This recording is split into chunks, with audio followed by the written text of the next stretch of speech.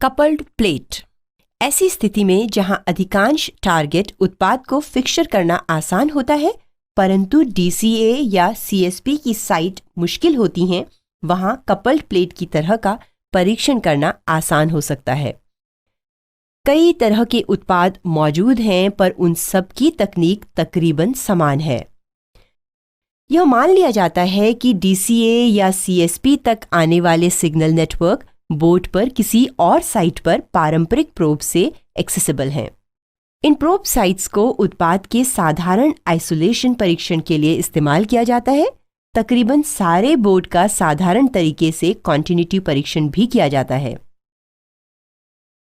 इस तरीके से DCA या CSP की साइट पर सुपरफाइन पिच प्रोबिंग की आवश्यकता खत्म हो जाती है और उत्पाद की इस साइट पर मार्किंग भी बच जाती है। फिर भी इस परीक्षण से एक सच्चा DC कॉन्टिन्यूटी परीक्षण नहीं हो पाता और हाई रेजिस्टेंस कनेक्शंस छूट सकते हैं, जो कि लो थ्रेशोल्ड DC कॉन्टिन्यूटी माप या मेजरमेंट से पकड़ में आते हैं। वे संकेत जो एक DCA या CSP पिन से दूसरी पर लूप बनाते हैं और कहीं नहीं जाते, वे परीक्षण में पकड़ में नहीं आते, क्योंकि उनका कोई आउटबोर्ड प्रोब साइट नहीं होता जहां टेस्ट सिग्नल को इंजेक्ट किया जा सके। Shorting plate. यह तरीका कपलिंग प्लेट तरीके के समान हालातों में प्रयोग होता है, लेकिन इस मामले में परीक्षण के दौरान प्लेट को मूवेबल होना चाहिए। अक्सर ऐसा करने के लिए एक पेंसिल के माप का न्यूमेटिक एक्चुएटर परीक्षण फिक्सचर के अंदर बिठाया जाता है।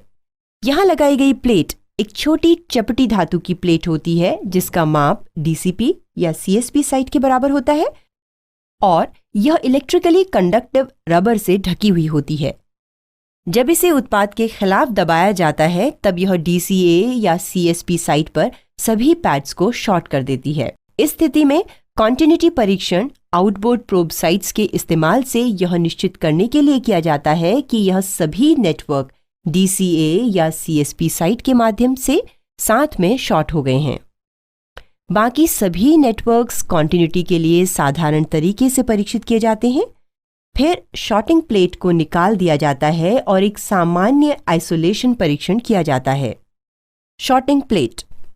इस तरीके के मुख्य फायदे यह हैं कि आइसोलेशन और कॉन्टिन्यूटी दोनों का सही DC माप उपलब्ध हो जाता है तथा मानक खुले हुए या बेयर बोर्ड टेस्ट सिस्टम्स का प्रयोग हो जाता है।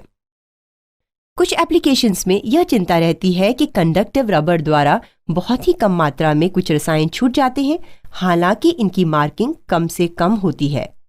उत्पाद की सफाई बहुत जरूरी है, क्योंकि अत्यधिक धूल होने पर रबर या प्लेट को बदलना पड़ता है। जैसा कि कपल्ड प्लेट के साथ होता है, कुछ सिग्नल टोपोलॉजीज पकड़ाई में नहीं आती या उनका परीक्षण करना मुश्किल होता है।